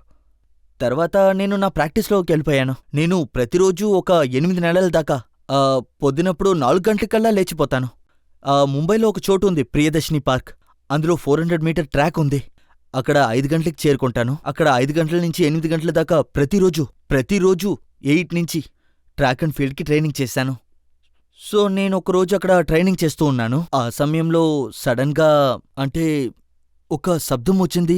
అది ఎలాగంటే, పోలీస్ రన్నర్స్ ఉన్నారు, వెస్టర్న్ రైల్వే రన్నర్స్ ఉన్నారు, ఇంకా నేవీ రన్నర్స్ కూడా ఉన్నారు. చూస్తే వాళ్ళందరూ ప్రొఫెషనల్ అథ్లెట్స్. అక్కడ అంతా తడిబిడిగానే ఉంది. అందరూ ఏదో గుసగుసలు మాట్లాడుతూనే ఉన్నారు. ఒకరి దగ్గర ఏమైందని అడిగాను. అతను మిల్కాజీ వచ్చారని చెప్పారు. అతను అక్కడ వస్తున్నట్టు నాకు అసలు తెలీదు. సో మిల్కా సార్ ఒక ట్రాక్ సూట్లో వచ్చారు. మిల్కా సార్ అక్కడ ట్రాక్ సూట్లో వచ్చాక ఆ ప్రియదర్శిని పార్క్ లోపల ఎంటర్ అయిన తర్వాత అథ్లెట్స్ అందరూ అతని దగ్గరికి వెళ్లి దండం పెట్టి కాలు మొక్కడం ప్రారంభించారు. అందరూ మాట్లాడారు. ఇంకా మిల్కా సార్ ఒక్కొక్కరి దగ్గర స్పోర్ట్స్ గురించి మాట్లాడుతున్నారు. నువ్వు ఎలాంటి డిసిప్లిన్ ఫాలో అవుతున్నావు, నువ్వు ఎంత దూరం పరిగెడుతున్నావు, ఓకే నువ్వు బాక్సరా లేక నువ్వు అథ్లెటా. సరిగ్గా 2 గంటల తర్వాత నేను వెయిట్ చేస్తూ ఉన్నాను, మిల్కా సార్ వచ్చారని. నేను వెయిట్ చేస్తూ ఉన్నాను. అతను 2 గంటల దాకా వాళ్ళతో మాట్లాడారు. వాళ్ళందర్నీ కొంచెం కూడా ఫీల్ అయ్యేలా చేయలేదు అతను. నేనిక్కడి నుంచి వెళ్ళాలి, నా దగ్గర సమయం లేదు, అలా చెప్పకుండా అందరితోనూ టైం స్పెండ్ చేశారు. It was an amazing thing to say. ఆ తర్వాత అతను వచ్చారు. అమేజింగ్. సో మనకి కొంచెం కొంచెంగా అర్థమవుతుంది అది ఏంటంటే ఎలాంటి మనిషిని మనం పోర్ట్రేట్ చేయబోతున్నామని, మాటల్లో లేకుండా చూడ్డంని బట్టి. తర్వాత అతను వచ్చారు, నేను కలిశాను. చూశాక చెప్పాను, మిల్కా సార్ మిమ్మల్ని చూసిన దీంట్లో ఆనందం. ఇంకా అతనేమన్నారంటే, మిగతా విషయాల్ని మనం జాగ్ చేస్తూ మాట్లాడదామన్నారు. అంటే అతని లోపల 17 year old అథ్లెట్ ఉన్నారు కదా, అతను బతికే ఉన్నాడు. నేనేమనుకున్నానంటే, ఈ వ్యక్తి అతనికి అతను రియల్ ఏజ్ తెలీదు. అప్పుడు అతను ఖచ్చితంగా లేట్ 70sలో ఉండే ఉంటారు. సో అతను లేట్ 70sలోనే వాళ్ళంత యంగ్గా ఉండుంటే నేనప్పుడు 30sలో ఉన్నాను. నేనెందుకు 17కి వెళ్ళలేను? సో అలాగే నేను అప్రోచ్ చేశాను. అది కాదు, మీకు పంజాబీ మాట్లాడడం రాదు, అలాగే మీకు సిక్ సంబంధంతో ఎలాంటి అనుభవం లేదు, మీరు ముంబైకి చెందినవారు. అవునవును, నిజమే. దానికోసం నేను శ్రమపడ్డాను. నా పంజాబీ డైలాగ్ కోచ్ ఒకరు ఉన్నారు. అతనితో పాటు నేను నా అన్ని డైలాగ్స్ని కొన్ని ఎక్స్ప్రెషన్లుండేవి. మూమెంట్స్లో చెప్పాలంటే అవి ఎలా చెప్పాలి అంటే చాలా మంచిగా నేర్పించారు. మేము చండీగఢ్కి వెళ్ళినప్పుడు అక్కడ ఒక ఇంట్రెస్టింగ్ విషయం జరిగింది. అక్కడ ప్రెస్ కాన్ఫరెన్స్ జరిగింది. ఇంకా మిల్కా సార్ అతని షూని నాకు ఇచ్చారు. అతను రోమ్ ఒలింపిక్స్లో యూజ్ చేసినది. ఆ షూని నాకు గిఫ్ట్ కింద ఇచ్చారు. Yeah, it's wonderful. ఆ తర్వాత అక్కడ ఒక మీడియా ఉండిందే, వాళ్ళు ప్రశ్నలు అడగడానికి వచ్చారు. అతను కూడా అడగాల్సింది అడగండి అన్నారు. సో అక్కడ ఒక లేడీ ఉన్నారు, లోకల్ న్యూస్ పేపర్ నుంచి వచ్చిన వాళ్ళు రాకేష్ మెహ్రా దగ్గర ప్రశ్న అడిగారు. రాకేష్ సార్, మీరు మిల్కా సింగ్ సార్ని పెట్టి మూవీ తీస్తున్నారు, అతను ఒక పంజాబీ, మరి మీరెందుకు ఒక పంజాబీని పెట్టుకొని సినిమా తీయలేదు? Why don't you take a Sikh actor? అంటే why are you casting somebody who is not all this? So obviously Rakesh అతను యాక్టర్ని ప్రొవైడ్ చేస్తారు కదా. అతను చాలా స్వీట్ అయిన ఒక జవాబు చెప్పారు. లేదు యాక్టర్ తాలూకా పని అన్ని రోల్లోనూ ఫిట్ అవ్వడం మాత్రమే అలా చెప్పారు అతను. కానీ వాళ్ళు అడిగిన ప్రశ్న ఏంటో నాకు మనసులో బాగా తగిలింది. నిజంగా చెప్తున్నాను, అప్పుడు నాకు కొంచెం ఇరిటేటింగ్గా కూడా అనిపించింది. చెప్పాలంటే నన్ను పర్ఫామ్ చేయలేనని వాళ్ళు నాకు చెప్తున్నారు. కానీ ఆ ఫీలింగ్ పోయిన తర్వాత నాకేమనిపించిందంటే ఈ సినిమాలో ప్రజలందరూ మిల్కా రోల్ ఎవరైతే చేస్తున్నారో వాళ్ళు ఎలా పర్ఫామ్ చేస్తున్నారని చూడాలనే ఉన్నారు. అడిగిన తర్వాత నాకు ఎలాంటి ఒక ఫ్యూయల్నిచ్చారంటే, వాళ్ళ కామెంట్లో ఒక మహిళ ఆలోచన ఇలాగుందంటే మరి ఇలాగా 1000 లక్షల్లో మంది ఉంటారు, వాళ్ళడుగుతారు మిల్కా రోల్ను ఎందుకు తీసుకున్నారని. సో నాకది చాలా ఎనర్జీనిచ్చింది, ఈ రోల్ని నేను చాలా బాగా చెయ్యాలని. ఒకవేళ ఆ ప్రశ్న అడగకుండా ఉండుంటే నేను అంత మంచిగా చేసి ఉండనేమో. ఆ ప్రశ్న నాకు హెల్ప్ అయింది. మీరు ఎలాగైతే మిల్కా సింగ్ రోల్ని పోర్ట్రేట్ చేశారో అది చాలా అద్భుతమనే చెప్పాలి. Thank you. మీరు ఆ రోల్ చాలా బాగా చేశారు. Thank కానీ మీరు సినిమాలో మిల్కా సింగ్ని కొంచెం రొమాంటిక్గా మార్చినట్టున్నారు కదా. యాక్చువల్లీ కాదు, అతను చాలా రొమాంటిక్ పర్సన్. పాటలేం పాడరు, కానీ రొమాంటిక్ పర్సనే. నాకు బాగా గుర్తుంది, ఆ సమయంలో మిల్కా సార్ దగ్గర ఇంకా తన భార్య దగ్గర మేము మాట్లాడినప్పుడు, అప్పుడు ఆస్ట్రేలియాలో ఒక సీన్ ఉంది. అప్పుడు అతన్ని అక్కడ చూస్తే ఆ సీన్లో ఒక అమ్మాయిని కలిశారు. ఒక రొమాంటిక్ సీన్ ఒకటి జరుగుతుంది, అది వచ్చి ఆస్ట్రేలియాలో. అందువల్ల అతని ఫోకస్ ఎప్పుడూ స్పోర్ట్స్ నుంచి అవుట్ అయిపోతుంది. సో రాకేష్ చెప్పారు ఈ ఒక్క సీన్లో మాత్రమే కిస్సింగ్ అండ్ రొమాన్స్ సీన్ కొంచెం ఎక్కువ ఉంటుందని చెప్పారు. అప్పుడు నేను అడిగాను, మిల్కా సార్కి ఇంకా ఆంటీకి ఇలా జరుగుతుందని మీరు చెప్పారా? సో ముందు నేను అతని దగ్గర అడిగాను. ఏమడిగానంటే, మీరిద్దరూ మేము ఈ సీన్స్ అంతా చూపించబోతున్నాం, మీరిందులో కంఫర్టబులేనా? అప్పుడు మిల్కా సార్ చాలా ఎక్కువ బ్లషింగ్ ఇలా నవ్వుతూనే ఉన్నారు, మొత్తం ఎర్రగా అయిపోయారు. He was smiling. ఆంటీ కూడా ఒక మంచి బెస్ట్ ఆన్సరే ఇచ్చారు. లేదు ప్లీజ్ మీరు చూపించండి. ఇంతకు ముందు ఇతనికి ఎంత అఫైర్స్ ఉందంటే మేము కలవడానికి ముందు చాలా ఎక్కువ ఉండేది. మీరు చూసారంటే అతనికి చాలా బోల్డ్ అనే అఫైర్స్ ఉండేది. ఆ తర్వాత నేను వచ్చాక అవన్నీ స్టాప్ అయిపోయింది. అంతకుముందు చాలా ఎక్కువ ఉండేది. అప్పుడే నేను రిలాక్స్ అయ్యాను. అంటే అతనికి ఉండేది, అతనిలో చాలా రొమాంటిక్ హిస్టరీస్ ఉండేది. సో సినిమా రిలీజ్ అయిన తర్వాత మీరు ఆయన్ని కలిశారా? అవును, అదే మిల్కా నేను ఆ సింగ్ గారిని. తర్వాత చాలాసార్లు కలిశాను. మేము కలిసి లండన్కి వెళ్ళాం, మేము కలిసి చాలా టైం స్పెండ్ చేసాం. చండీగఢ్కి వెళ్ళినప్పుడల్లా అతన్ని అతని ఫ్యామిలీ కలిసే వస్తాను. ఒకవేళ అతను ముంబైకి వచ్చినా అతని ఫ్యామిలీ ముంబైకి వచ్చినా నన్ను కలిసే బయటికి వెళ్తారు. అంటే పరిచయం ఎప్పుడూ ఉంటూనే ఉండేది. ఇంకా ఫోన్లోనూ మాట్లాడుతూ ఉంటాం. నిజం చెప్పాలంటే ఇందులో బాధాకరమైన విషయం ఏంటంటే కోవిడ్ వచ్చింది. అది అతను కోవిడ్లో చనిపోయారు. అతనితో పాటు అతని వైఫ్ కూడా చనిపోయారు. అది అందరికీ కష్టంగానే అనిపించింది. అది ఒక కఠినమైన సమయమే. ఆయనతో చివరిగా ఎప్పుడు మాట్లాడారు? చివరిగా అతనితో నేను మాట్లాడింది అప్పుడు చండీగఢ్లో హాస్పిటల్లో అతను ఉన్నారు. నేను వెళ్ళలేకపోయాను, ఎందుకంటే అన్నీ క్లోజ్లో ఉండేది. ఫ్లైట్లోని వెళ్ళలేను, ఎందుకంటే అన్నీ క్లోజ్ అయిపోయి ఉంది. అతని కూతురు సోనియా చెప్పాలంటే చెల్లిలాంటిదే నాకు, తోడపుట్టిన చెల్లిలాగే, ఫ్యామిలీలాగే. సో తను అక్కడి నుంచి నాకు ఫోన్ చేసింది. ఒకరోజు వాళ్ళు హాస్పిటల్లో ఉన్నారనే విషయం నాకు తెలిసింది. అప్పుడప్పుడు కనుక్కుంటూ ఉంటాను ఆంటీ అంకుల్ ఎలా ఉన్నారని. ఇప్పుడు ఇలా ఉన్నారు, రేపు అలా ఇలా. తను నాకు ఫోన్ చేసి చెప్పింది, డాక్టర్ ఏమన్నారంటే అతను he doesn't have much time అని. తర్వాత అతని ఫోన్ సారీ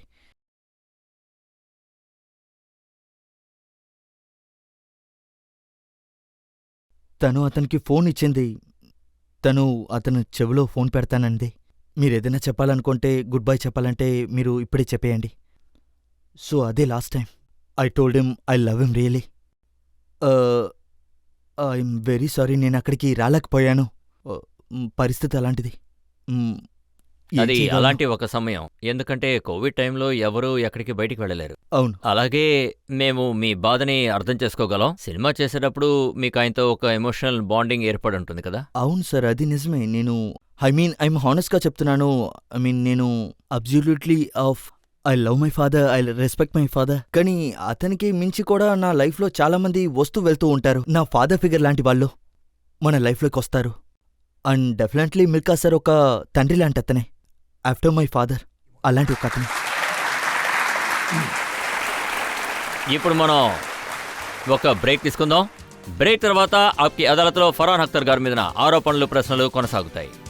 నాకు చాలా సంతోషంగా ఉంది. రణ్వీర్ సింగ్ అతను కొత్త డాన్ అవబోతున్నారు. కొత్త జనరేషన్ కోసం ఈ కథ తీసుకుంటున్నారు. ఎగ్జైటింగ్గా ఉంది.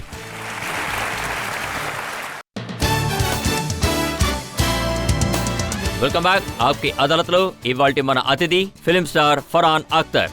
ఆప్కి అదాలత్లో తర్వాత ఆరోపణ. ఆప్కి అదాలత్లో ఫిలిం స్టార్ ఫరాన్ అఖ్తర్ గారి మీద ఆరోపణ.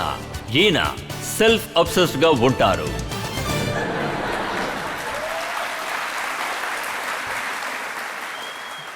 ఇలా చూడండి సార్, సెల్ఫ్ అబ్సెస్డ్ గా ఉండడం అనేది తప్పైన విషయమేం కాదు. ప్రజలు ఏమంటున్నారంటే అన్ని పనులు మీరే, డైరెక్టరు మీరే, రైటరు మీరే, ప్రొడ్యూసరు మీరే, యాక్టరు మీరే, అలాగే సింగర్ కూడా మీరే. మిగతా వాళ్ళ కోసం ఏదోటి వదిలేయచ్చు కదా.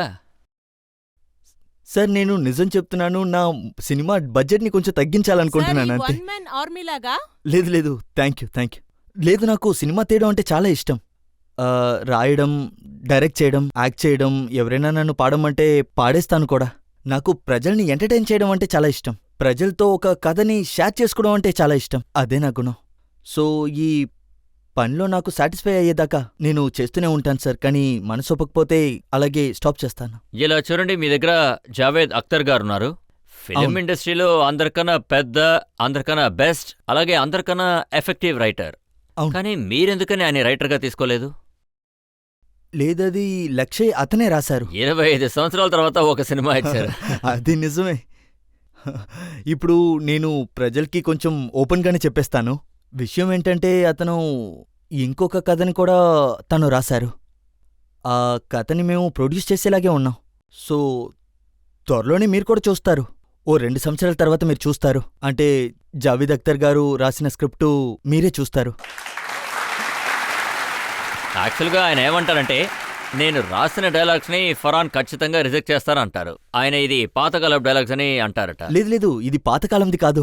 నా లైఫ్లో కూడా ఇలాంటి ఒక తప్పు జరిగింది. కానీ ఇప్పుడు మేము పాట చేసినప్పుడు దిల్ చాతా హేలో ఒక ఫస్ట్ సాంగ్, దిల్ చాతా హే పాటలో కబీనా బేతే చమ్కేలేదిన్ అతను మెరుస్తున్న రోజని రాశారు. నేనప్పుడు అడ్వర్టైజ్మెంట్లు చేస్తూ ఉండేవాడిని. అడ్వర్టైజ్మెంట్ ప్రపంచం నుంచే నేను సినిమా లోపలికి వచ్చాను. అడ్వర్టైజ్మెంట్లో మెరుస్తుందంటే అది డిటర్జెంటే. అవునవును, అతను మెరుస్తుందా అనేసరికి అప్పుడు ఈ మెరుస్తున్న రోజు అంటే ఒక విచిత్రమైన పదం. ఆ రోజు ఇది మ్యూజికాలిటీ సాంగ్ లాగే నాకు అనిపించలేదు. అప్పుడు అతను ఏమన్నారంటే, నువ్వు ఒక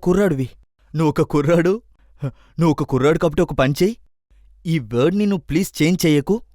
ఈ పాటని రిలీజ్ అవ్వనివ్వు. ఈ పాట తాలూకా యూఎస్బి ఈ వర్డే అయ్యుంటుంది. I think he was right. ఆ తర్వాత ఈ పాట విషయానికొచ్చేసరికి, లిరిక్స్ విషయం వచ్చేసరికి అతని దగ్గర నేను ఆర్గ్యువే చేయను. కానీ మేం కలిసి పనిచేసినప్పుడు నా స్క్రిప్ట్ అన్నిటినీ ఇచ్చేస్తాను చదువుకోవడానికి. ఆబ్వియస్లీ అతనికి ఎక్స్పీరియన్స్ ఎక్కువ ఉండడం వల్ల నాకు చాలా సజెషన్లు ఇస్తారు. నాకు సరి అనిపించిందని తీసుకుంటాను. ఒక్కొక్కసారి అతనికి అన్నీ సరే అనిపిస్తుంది, కానీ నాకే అలా అనిపించదు. నేను వాటిని పట్టించుకోను. అతను ఎప్పుడూ అంటూ ఉంటారు, నువ్వు చాలా తప్పు చేస్తున్నావు. అప్పుడు నేను అంటాను, మనిషి ఎప్పుడు తప్పు చేసాక నేర్చుకుంటాడు, నన్ను తప్పు చేయనివ్వండి. చూడండి, ఆయన అన్ని విషయాలు చెప్తారు. అది మీ విషయం కానివ్వండి, లేదా మీ సిస్టర్ జోయా విషయం కానివ్వండి. తన గురించి నాకు ఒక చాలా ఇంట్రెస్టింగ్ విషయం చెప్పారు. జోయా గారు ఆయన్ని కుక్క కోసం ఒక డైలాగ్ రాయమని చెప్పారట. అవును, అతను నా దగ్గర దీని గురించి చెప్పారు. సరే, నువ్వు నాకొక విషయం చెప్పు. నువ్వు గుండె కొట్టుకునేలా ఒక డైలాగ్స్ రాస్తూ ఉంటావు, కానీ నీ చెల్లెందుకు నీతో డైలాగ్స్ రాయిపించుకోలేదు? నేను తన దగ్గరే అడగమన్నాను.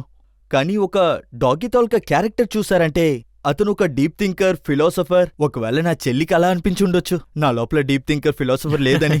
సో తను ఎక్స్పెక్ట్ దగ్గరికి వెళ్ళిపోయింది. అలాగే ఇది కూడా నిజమే. ఆ సినిమాలో ఆ డాగ్ మీ మొహాన్ని నాకాలని మీ మొహానికి మీరు ఐస్ క్రీం పూసుకున్నారు. మొదటి విషయం, ఇంకా సంతోషమైన విషయం ఏంటంటే, నాకు కుక్కలంటే అస్సలు భయం అనేదే లేదు. చూసారంటే ఆ కుక్క నా మొహమంతా నాకాలి. మేము చాలా టెక్స్ ట్రై చేశాం. నేను ముద్దులు పెడుతున్నాను, ఇలా అలా ఏదేదో చేస్తున్నాను. కానీ ఆ డాగి నేను ఏం చెప్పినా అసలు వినలేదు. మాకు కావలసిన షాట్ మేము ఏం చేసినా దొరకలేదు. అండ్ ఫైనలీ డాగిని ఎలాగైనా ఎక్సైజ్ చేయాలనుకున్నాను. అప్పుడు దాని ట్రైనర్ చెప్పారు, ఒక పని చేయండి. ఈ షాట్ డాగి మీద ఉన్నప్పుడు, మీ మొహం కనిపించినప్పుడు మీ ముఖం పైన మీరు ఐస్ క్రీమ్ పూసుకోండి అని చెప్పారు. అప్పుడు నేను ఒక వెనిలా ఐస్ క్రీమ్ తీసుకుని ముఖం అంతా పూసేసుకున్నాను. అప్పుడు చూసారంటే ఆ డాగీ వచ్చి ఒక మంచి పర్ఫార్మెన్స్ ని మనకిచ్చింది. సరైన షాట్స్ దొరికింది. నేనేమంటానంటే బయట నుంచి చూడ్డానికి ప్రపంచం చాలా గ్లామరస్ గా ఉంటుంది, కానీ లోపలికొచ్చి చూస్తేనే డాగీ ముఖం నాకడానికి ఐస్ క్రీమ్ పూసుకోవాల్సిన అవసరం వస్తుంది. తర్వాత మీరు డాగీ కోసం ఒకరిని డైలాగ్ రాయమని చెప్పారు. ఎవరో ఒకరు రాసే తీరాలి కదా. అలాగే మీరు డాగ్ కోసం జామింగ్ కూడా చేశారు. డాగీ కోసం జామింగ్? అంటే మీ ఇన్స్టాగ్రామ్ వీడియోస్ని నాకొకరు పంపించారు. అవునవునవునవును. నా ఇంట్లో చూసారంటే నా దగ్గర 4 డాగీస్ ఉంది.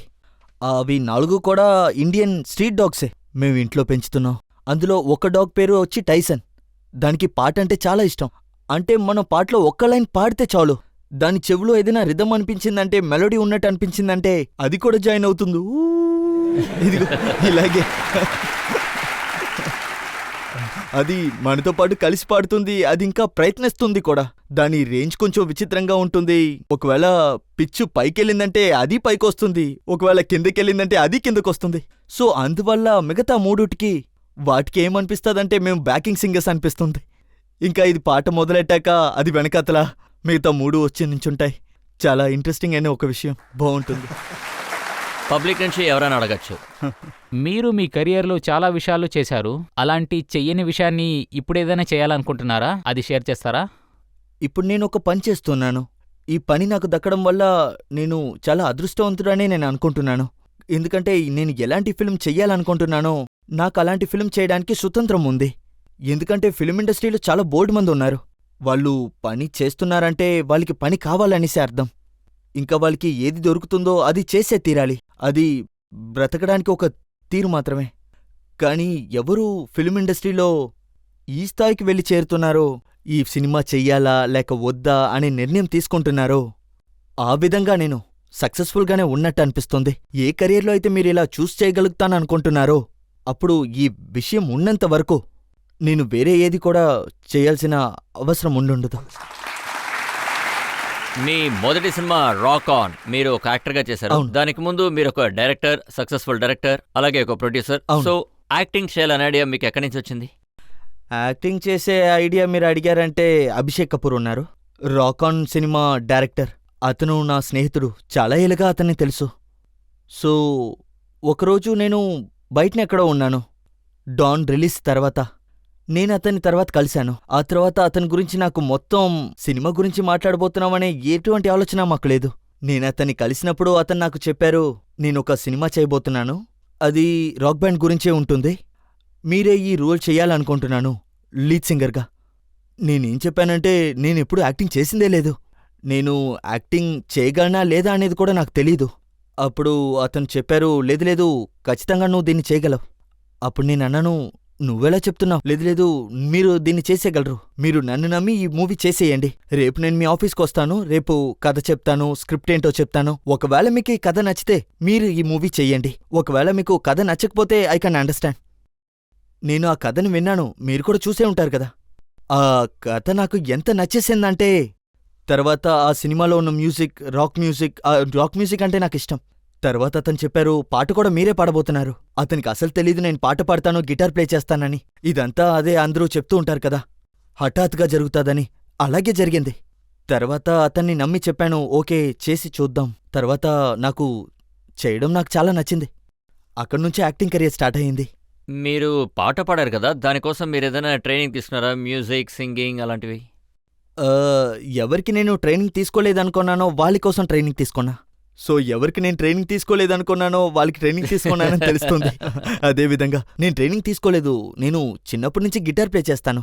టీనేజ్ నుంచి నేను గిటార్ ప్లే చేస్తాను, నాకు నచ్చిన పాటలు పాడుతూ ఉంటాను. అదే నాకు ఒక పెద్ద రిహర్సల్ లాంటిదే.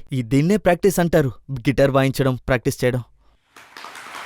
నేను నోట్ చేశాను, పాట మీరు మాత్రమే పాడలేదు. అవును. మీరు బచ్చన్ గారి చేత కూడా పాడించారు, అలాగే హృతిక్ రోషన్ చేత కూడా పాడించారు, అవును. అలాగే ప్రియాంక చోప్రా గారి చేత కూడా పాడించారు. అవునవును. లేదు, అదేంటంటే బచ్చన్ సార్ గొంతు చాలా బేస్గా ఉంటుంది.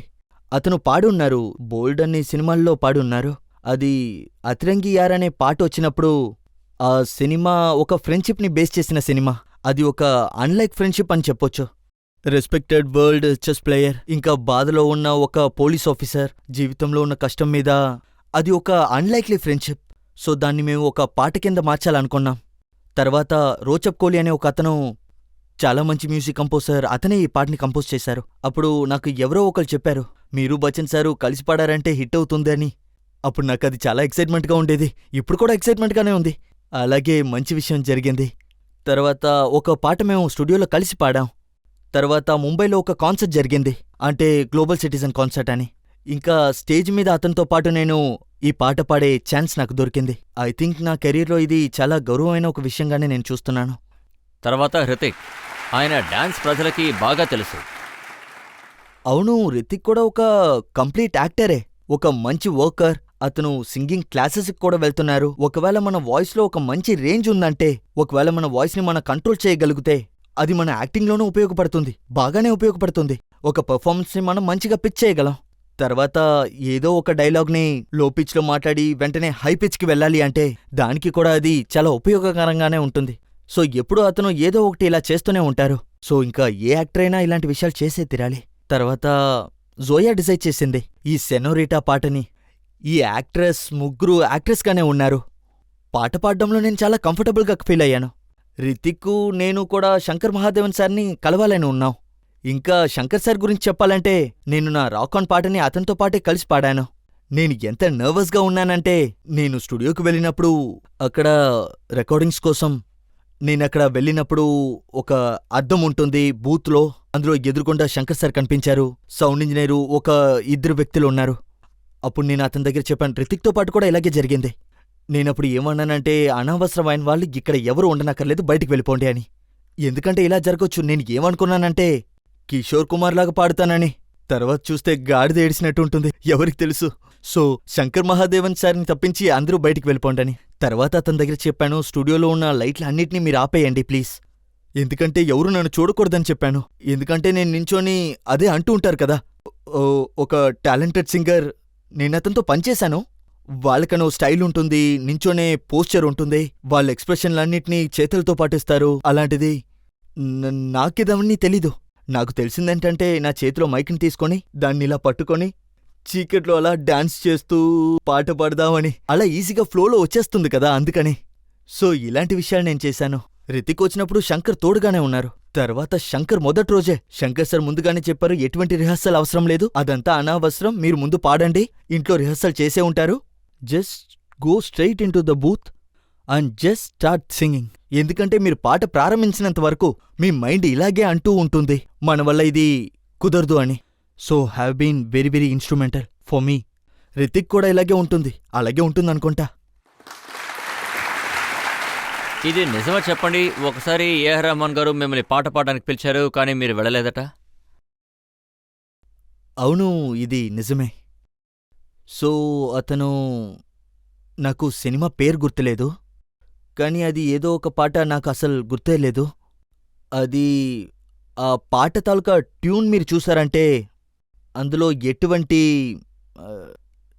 కాంపోజిషన్ ఉందో, ఆ సమయంలో నేను రాక్ ఆన్ పాట మాత్రమే పాడాను. నాకేమనిపించిందంటే ఇది మన వల్ల అసలు కాదు అని. ఇది ఒక డిఫరెంట్ అయిన సింగింగ్. నా దృష్టిలో నాకు డిఫరెంట్ అయిన సింగర్ కావాలనిపించింది. ఇంకా నా స్ట్రెంత్ యాజ్ ఎ సింగర్ నాకు తెలుసు ఇది నేను చెయ్యలేను అనేసి. అది నాకు చాలా విచిత్రంగా అనిపించింది, నా వల్ల కుదరదు అనిపించింది. నేను ఫోన్ చేసి చెప్పాను, ప్లీజ్ నన్ను క్షమించండి, ఎందుకంటే ఏఆర్ రెహమాన్ సారే ఒకరికి కాల్ చేసి ఈ పాటని మీరు పాడండి అని చెప్పేది. నేను ఒక గొప్ప సింగరేం కాదు నన్ను పిలిచి పాడమని చెప్పడం. అయినప్పటికీ నాకు చాలా కష్టంగా ఉంది మీతో ఇలా చెప్పడానికి, కానీ నా వల్ల ఇది కుదరదు అని చెప్పాను. ఫర్గివ్ మీ అని చెప్పాను. అండ్ ఇప్పటి వరకు అతను నాకు ఫోనే చేయలేదు. సార్, మాకోసం ఒక పాట పాడండి. సెనోరిటాకి రితిక్ అండ్ అభి వీళ్ళిద్దరూ కావాలి, ఇంకా ఒక స్పానిష్ సింగర్ కూడా. కానీ రాక్ ఆన్ పాడొచ్చు, అప్పుడు మనం అందరూ కలిసి పాడొచ్చు. మీరందరూ కలిసి పాడుతారు కదా? సరే, ఓకే. दिल क्या कहता है मेरा क्या मैं बताऊं, तुम ये समझोगे शायद मैं पागल हूँ.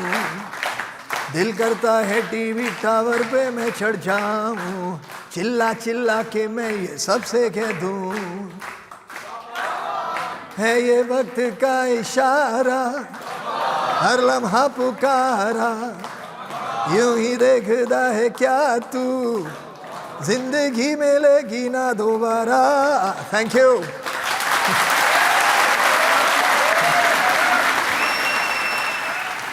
ఇప్పుడు మనం ఒక బ్రేక్ తీసుకుందాం. బ్రేక్ తర్వాత ఆప్కి అదాలత్లో ఫరాన్ అఖ్తర్ గారి మీద ఆరోపణలు ప్రశ్నలు కొనసాగుతాయి. ఒకే ఒక విషయం మాత్రమే నేను చెప్పాలనుకుంటాను. నేను ఎందుకు ఇబ్బంది పడతానంటే దాన్ని చూసి నాకు భయం. అది కాక్రోచే. నాకు అది ఒక పెద్ద ప్రాబ్లంగానే ఉంది. Welcome back. ఆప్కి అదాలత్లో ఇవాళ మనం ప్రశ్నలు ఆరోపణలు వేస్తున్నది ఫిల్మ్ స్టార్ ఫరాన్ అఖ్తర్ గారి మీద. ఆప్కి అదాలత్లో తర్వాత ఆరోపణ.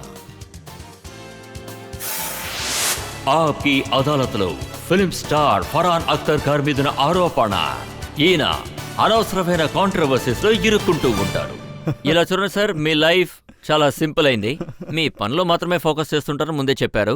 అనవసరమైన విషయాలని మీరు కేర్ చేయరు. అవును. కానీ 2-3 ఇన్సిడెంట్స్ ఇలా జరిగాయి. బాబీ డియోల్ది ఒక సినిమా ఉంది, యానిమల్. అవును. దీని గురించి మీరు కమెంట్ చేశారు. అంటే ఈ క్యారెక్టర్ ప్రాబ్లమాటిక్ అయిందని చెప్పారు. సార్, ఈ టాక్సిక్ మ్యాక్స్కులినిటీ ఉంది కదా, ఇది ఒక ప్రాబ్లమే.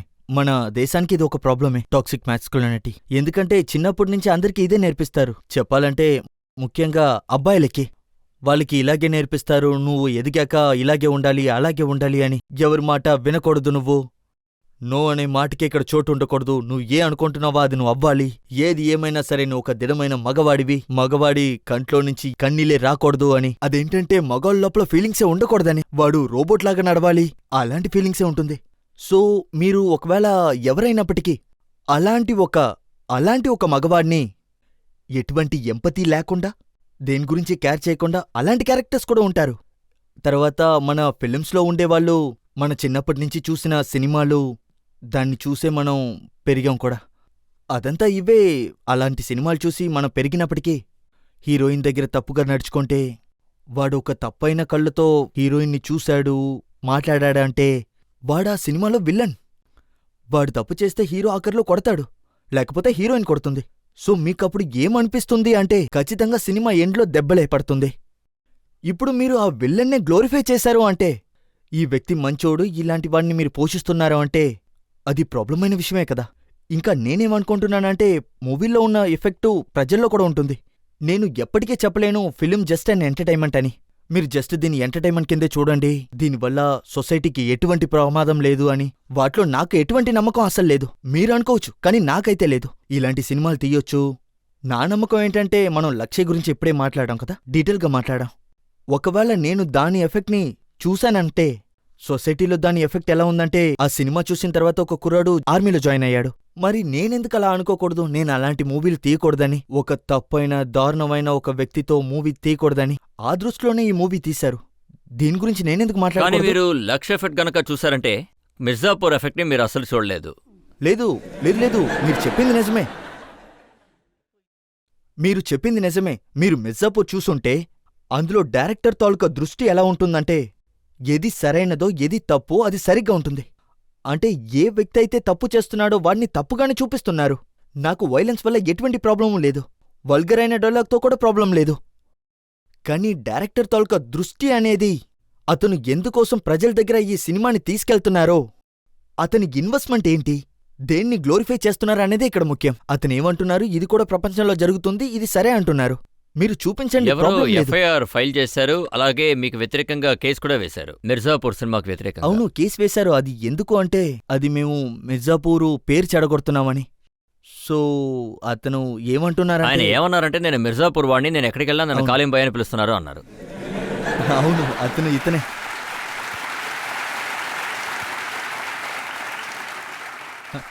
అది నాకు గుర్తులేదు, కానీ మిర్జాపూర్ కోసం నాకు మంచి కాల్స్ అంతా వచ్చాయింది. అదేంటంటే, మిర్జాపూర్ గురించి అందరికీ తెలియవచ్చింది. మన అందరికీ తెలిసింది కదా మిర్జాపూర్ ఎక్కడ ఉందని.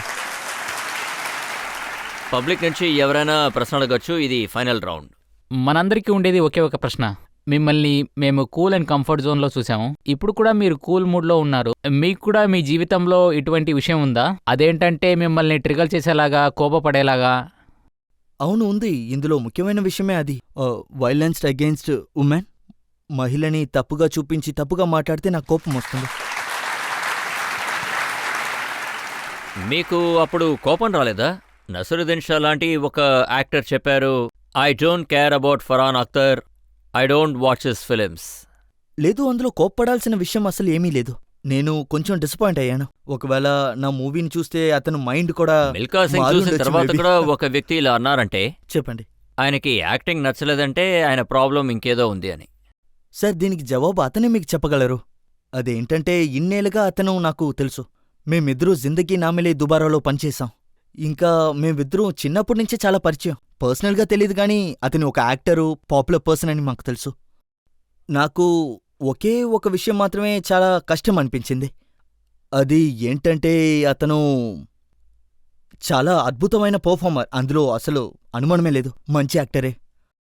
ఒకవేళ మీరిలా అనుకుంటే, ఈ వ్యక్తి పని ఇంకా బావుంటాలనుకుంటే, ఇతని పని ఇంప్రూవ్ అవ్వాలనుకుంటే, అప్పుడు దానికొక విధానం ఉంటుంది. మీరు నేనిలాగే చేస్తాను. నేను ఫోన్ తీస్తాను, నేనతనికి ఫోన్ చేస్తాను, ఎవరికి మాట్లాడాలనుకున్నానో అతనికి, బ్రదర్ మీరు నా ఇంటికి రండి, నేను మీతో పాటు కొంచెం మాట్లాడాలి, నేను మీ సినిమా చూశాను, నాకు ఇలాగిలాగంతా అనిపించింది. ఒకవేళ మీరు యాక్టింగ్లో ప్యాషనేట్గా ఉండుంటే ఈ విషయాల్లో కొంచెం ఫోకస్ చేయండి అని అనుంటాను. ఇది ఒక పద్ధతి. కాని ప్రెస్కి వెళ్ళి చెప్పేది నాకప్పుడు ఇలాగే అనిపించింది. అతను చేసింది అసలు న్యాయం కాదని. అదే నా బాధ. దానికి మించి అతని ఒపీనియన్ ఇలాగే ఉందే అంటే అతని కోసం నేను నా నేచర్ని మార్చుకోలేను కదా. ఇంకొక ప్రశ్న ఎవరైనా అడగచ్చు. లైఫ్లో మీరు దేనికైనా భయపడ్డారా? నాకు అది ఈ విషయాలంతా తప్పించి ఏ విషయం అంటే అది చాలా దగ్గరున్నోళ్ళు, ఫ్యామిలీ మెంబర్స్, క్లోజ్ ఫ్రెండ్స్, వాళ్ళు ఆరోగ్యం బావుండాలి, వాళ్ళకేమీ కాకూడదని, వాళ్ళు సేఫ్టీగా ఉండాలి, హెల్తీగా ఉండాలి, ఇది మాత్రమే ఆలోచిస్తూ ఉంటాను. ఎప్పుడు మైండ్లో ఉంటుంది కూడా. కానీ దీన్ని పక్కన పెడితే నా మైండ్లో ఇంకొక విషయం తిరుగుతుంది. అంటే భయపడ్డం వల్లే నేను దాన్ని ద్వేషిస్తున్నాను. అది ఏంటంటే కాక్రోచ్. అందువల్ల నాకు లైఫ్లో ప్రాబ్లం ఉంది. కాక్రోచ్కి భయపడతా? చాలా భయపడతాను. కానీ ఎందుకోసం నేను భయపడుతున్నానో అది నాకే అసలు తెలియట్లేదు. లేదు, జరుగుతుంది. ఈ సర్కిల్ ఆఫ్ లైఫ్లో ఇది ఖచ్చితంగా జరుగుతుంది. నేచర్లో దానికని ఖచ్చితంగా ఒక రోల్ ఉంటుంది. కానీ అది నేను అర్థం చేసుకోలేకపోయాను ఎందుకు అలా ఉందని. ఇంకా అది ఎలాగంటే అది లోపల నుంచి బయటకు వచ్చేటప్పుడు మిమ్మల్ని చూసిన వెంటనే అది ఇలా చేయడం మొదలుపెట్టిందంటే నాకేమనిపిస్తుందంటే నేను ఎంత భయపడుతున్నానో అది టెస్ట్ చేస్తున్నట్టుగా ఉంటుంది. సో అందులో ఏముందో నాకు తెలీదు. కాక్రోచ్ని చూశాక నాకేమనిపిస్తుంది అంటే వెంటనే స్నానం చేసి తీరాలి అలాగే అనిపిస్తుంది. అది మాత్రమే నేను భయపడ్డానికి ఒక కారణం. నా ప్రశ్న ఏంటంటే మీరు ఇంతవరకు ఎన్ని మ్యూజిక్ కాన్సెప్ట్ చేశారు? ఏ ఫ్యాన్ అయినా మిమ్మల్ని ఏవైనా పిచ్చిగా చేయమని చెప్పారా? ఏంటి ఫ్యాన్సా? అవును సార్. అవును, చాలా క్రేజీగా నా దగ్గర ఒకళ్ళు అడిగారు. అడగడం అంటే అడగడం కాదు, స్టేజ్ మీద నుంచి ఒకళ్ళు అరిశారు. అది ఏంటంటే మీ టీషర్ట్ని విప్పండి.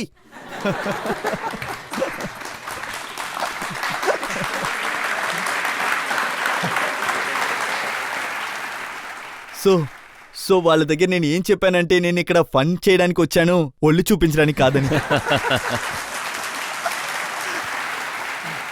ఫరాన్, మేము మిమ్మల్ని అన్ని రకాల ప్రశ్నలు అడిగాం. మీ ఫిలిమ్స్ గురించి, మీ జీవితం గురించి, అలాగే మీ కాంట్రవర్సీస్ గురించి కూడా. ఇందులో మంచి విషయం ఏంటంటే మీరు ఏది కూడా దాచాలనుకోలేదు.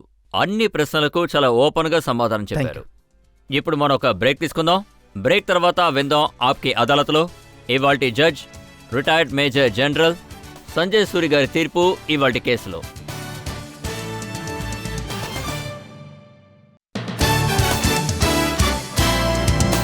Welcome back. ఆప్కి అదాలత్లో ఇవాళ మనం కేసు నడిపింది ఫరాన్ అఖ్తర్ గారి మీద. ఇప్పుడు ఆప్కి అదాలత్లో ఇవాల్టి judge retired major general Sanjay Suri గారి తీర్పేంటో విందాం. ఈరోజు విచారణలో ఫరాన్ అఖ్తర్ మీద రజిత్ సర్ వాళ్ళు చాలా ఆరోపణలు వేశారు. దానికి ఫరాన్ అఖ్తర్ కూడా బాగా సమాధానం ఇచ్చారు. తర్వాత నేనైతే ఇదే చెప్పాలనుకుంటున్నాను. అదేంటంటే బాగా చేస్తారు, బాగా హార్డ్వర్క్ కూడా చేస్తారు. అది మీ సమాధానంలో చెప్పారు. చెప్పాలంటే మీరు అందులో చాలా ఇన్వాల్వ్మెంట్ అవుతారు. నా రెజిమెంట్లో రజిత్ సార్ చెప్పినట్టుగా 120 బగదూర్ సినిమా తీశారు. అది దేశానికి ఒక మంచి సమాచారం ఇస్తుంది. అది రజాంగ్ పోరాటంలో జరిగిన విషయం. అది కూడా ఒక మంచి సందేశం ఇస్తుంది. దాన్ని రాసి పెట్టారు. అందరూ ఒకరోజు చనిపోతారు. ఎప్పుడు ఒకరు దేశం, సంస్కృతి మరి పట్టుదల, మన పూర్వీకుల ఆలోచన గురించి అంతేకాకుండా ప్రాణాన్ని కూడా త్యాగం చేస్తారు. దానికి విలువే లేదు.